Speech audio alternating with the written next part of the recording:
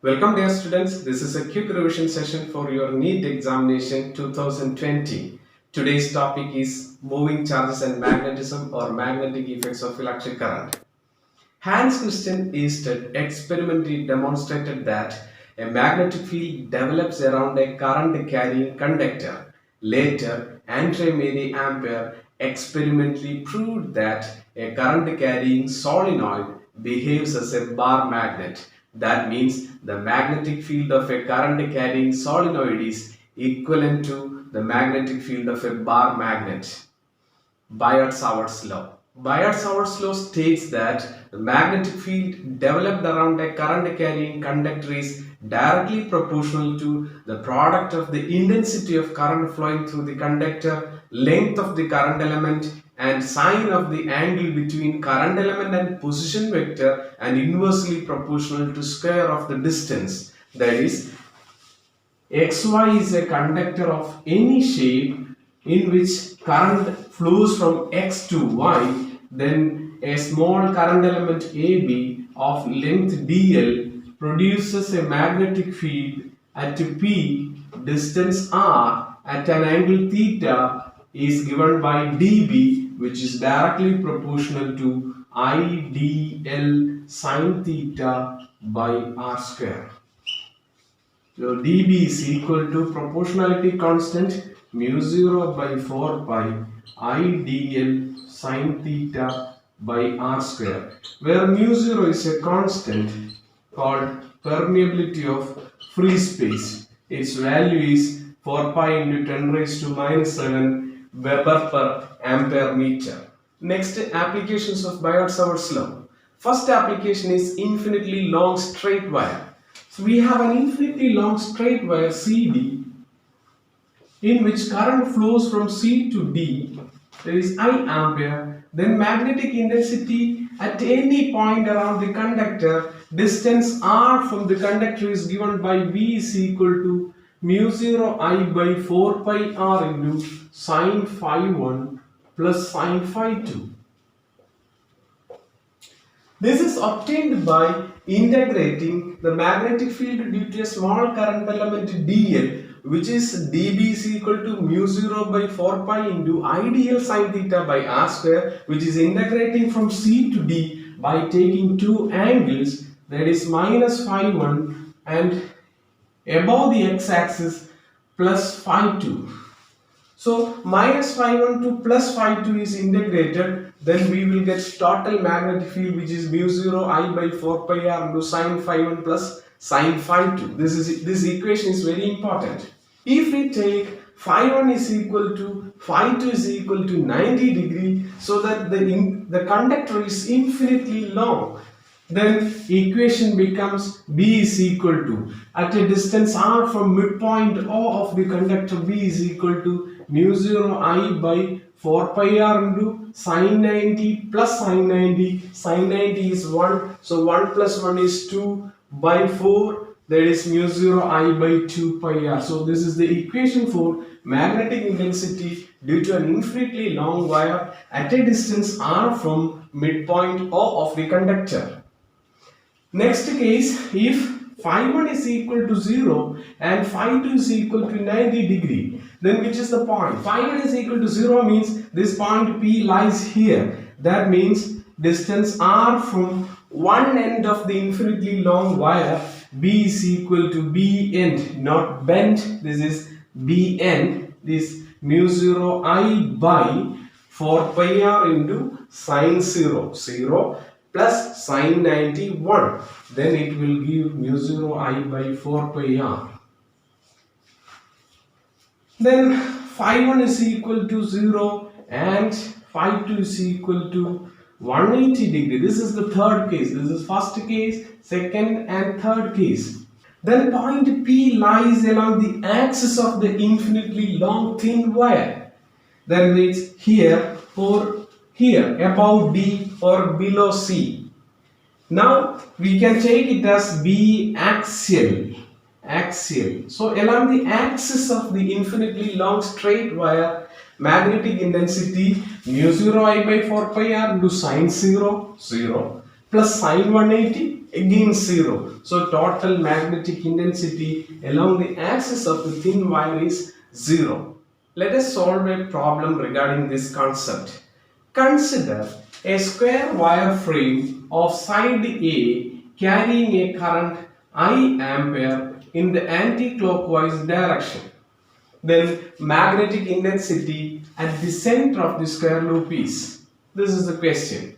So we have to consider magnetic intensity at O. So we can take the distance from this segment is R, which is A by 2, half of the side. Then these angles are 45 degree each. Then by equation B is equal to mu 0 I by 4 pi R. R is A by 2 into sine 45 plus sine 45. Sine 45 is 1 by root 2 plus 1 by root 2 is 2 by root 2. That is simply root 2. So magnetic field due to the four sides of the square. Then total magnetic field B dash is equal to 4B. That is 4 into 2 root 2 mu 0 I by 4 pi A. 4 cancels. 2 root 2 mu 0 I by pi is. This is the answer. Next concept, magnetic field due to a circular loop. Consider a circular loop of radius A. Then magnetic intensity at a distance x from center O of the circular loop. This point is P. So the magnetic intensity at P due to this circular loop is B is equal to mu 0 Ni A square by 2 into A square plus x square all raised to 3 by 2, where N is the number of turns of the coil. So this is B axial.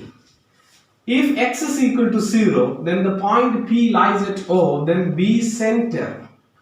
At the center of the circular loop, it is mu 0 Ni. Here x is equal to 0, so that A square all raised to 3 by 2 gives A cube. This A square in the numerator and A cube in the denominator cuts, so we will get 2A in the denominator.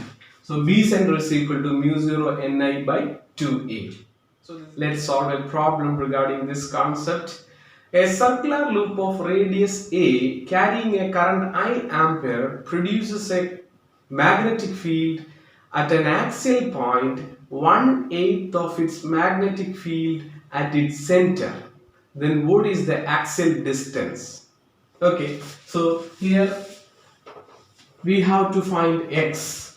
So radius A, which carries a current I ampere, then B axial is equal to 1/8 of B center. This is the concept. What is B axial? Mu 0 Ni A square by 2 into A square plus x square all raised to 3 by 2 is equal to 1 by 8 into mu 0 Ni by 2A.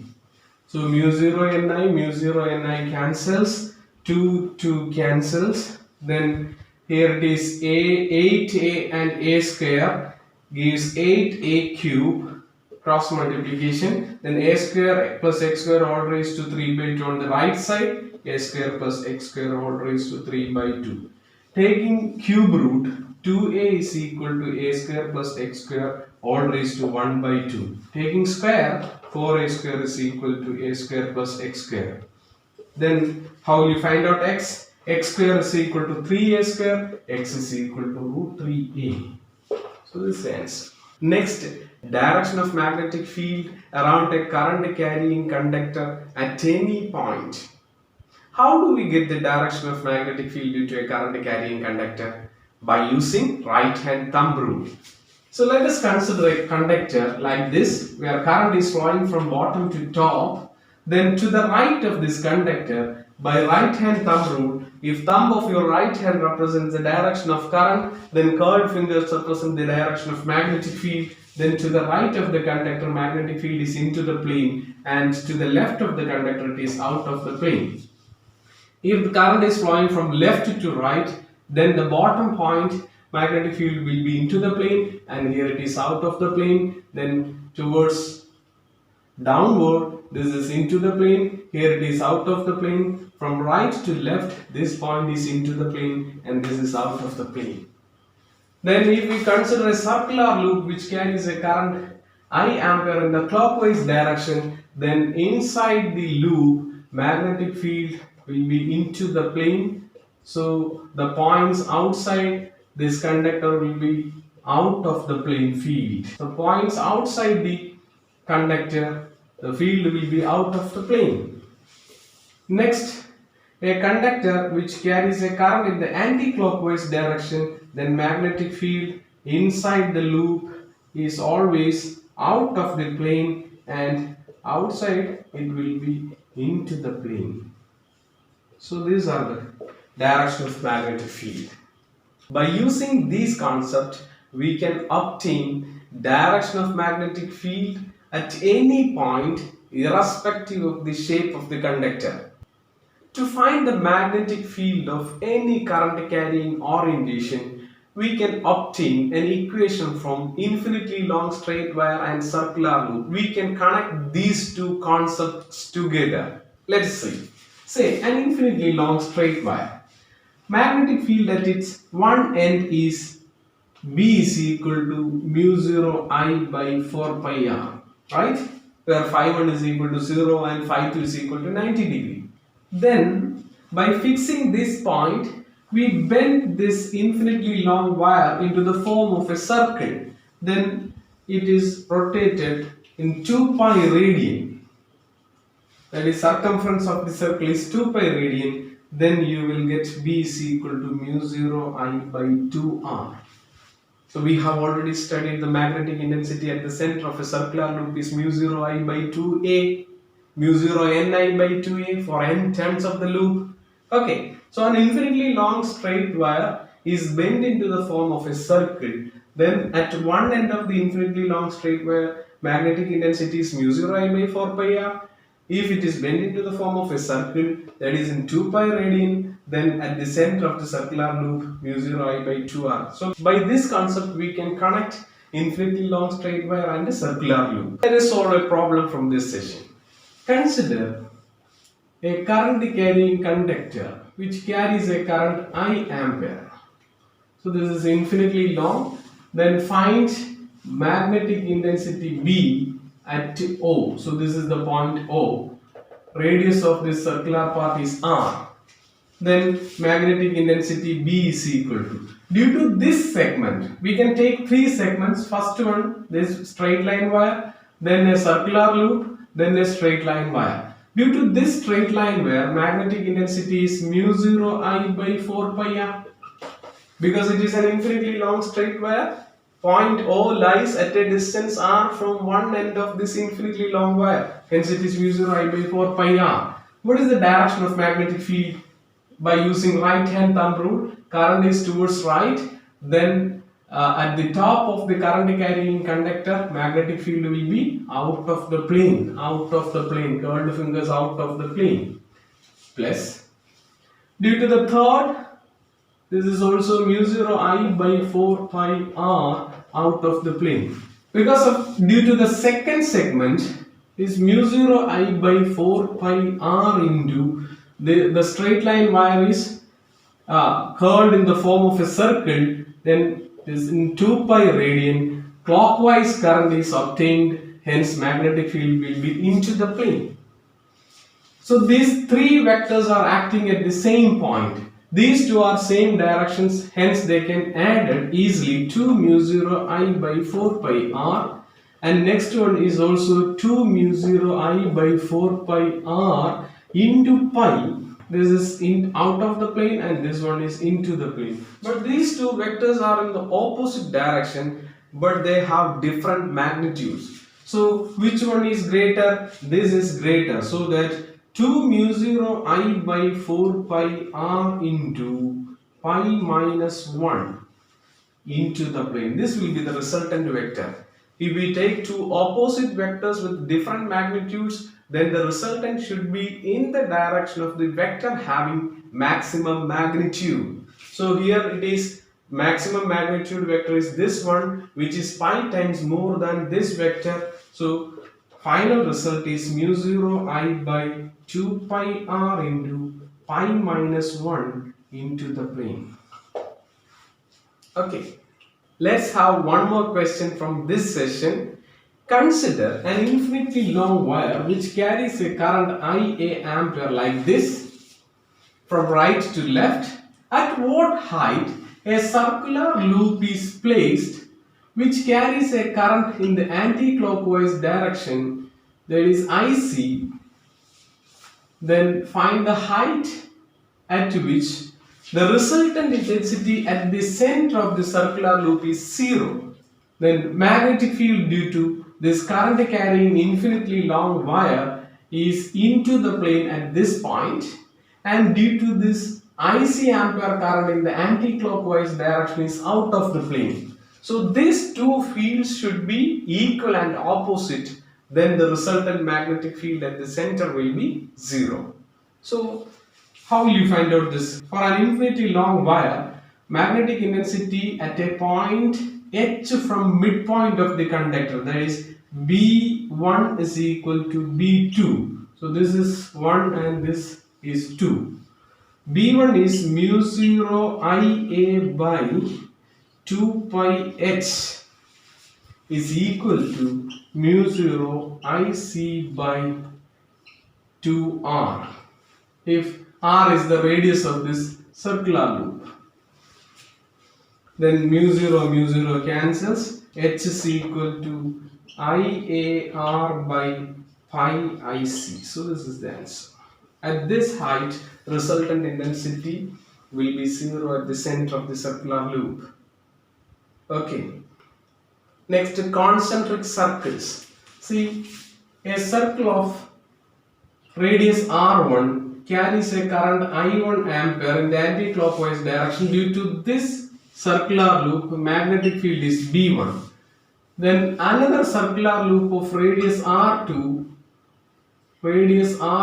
carries a current I2 ampere in the anti-clockwise direction. Then magnetic field due to this is B2. The angle between these two magnetic fields is taken as theta. Then resultant magnetic intensity B dash is equal to root of B1 square plus B2 square plus 2B1 B2 cos theta. So this is along the diagonal of the parallelogram. For two mutually perpendicular identical circular loops, then resultant magnetic intensity B dash is equal to root 2B, because B square plus 2B square cos 90. This term becomes 0 since they are perpendicular, and B square plus B square is 2B square, that is root 2B. Okay, let's have another question, which is a current carrying element in 3 dimensions. Consider a circular loop. It is bent along its diameter like this. So one part is here and another part is like this. So we can take this axis as y, this one as x axis, and this is taken as z axis. So it is bent in 3 dimensions, and which carries a current I ampere in the clockwise direction. So this is clockwise, this is also clockwise. Then B at O, we have to find out B at O, center of the circular loop. So initially it was the center. Then magnetic field due to this semicircular loop.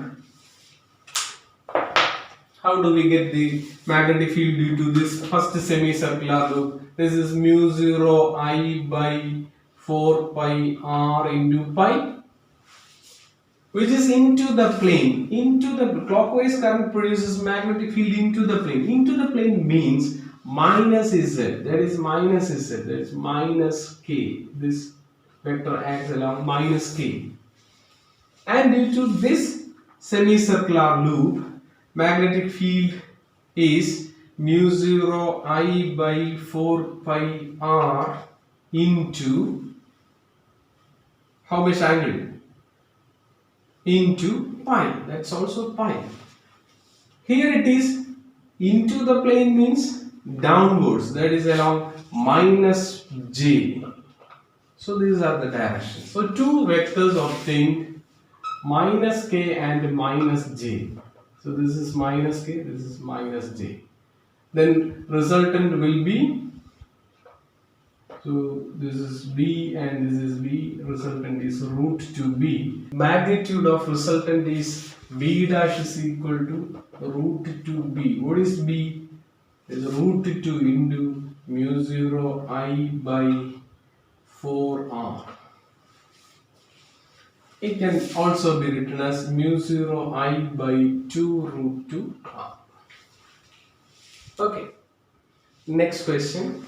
See, two mutually perpendicular current carrying conductors which carries currents I1 and I2 respectively. Then magnetic intensity at a point P will be, with the point P is perpendicular to both A and B. These are A and B.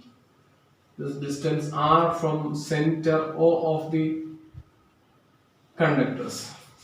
Then resultant magnetic intensity at P due to these two perpendicular current carrying wires will be B is equal to, because of this straight line conductor. So if this is the current element, current is upward direction. So at a distance R, magnetic field will be into the plane. Or from this point we can take this direction. And for the second conductor, the field will be like this, because this is the current carrying element at a distance r, field will be like this. Okay, current, radius vector, magnetic field. Okay, so these two vectors give a resultant. That resultant will be in this direction. So that is b dash is equal to root of b1 square plus b2 square. What is b1? b1 is mu 0 I1 by, from the midpoint of an infinitely long straight wire, mu 0 I1 by 2 pi r square plus mu 0 I2 by 2 pi r whole square. That is mu 0 by 2 pi r taken as common, mu 0 by 2 pi r into 2 pi r into root of I1 square plus I2 square. This is the result.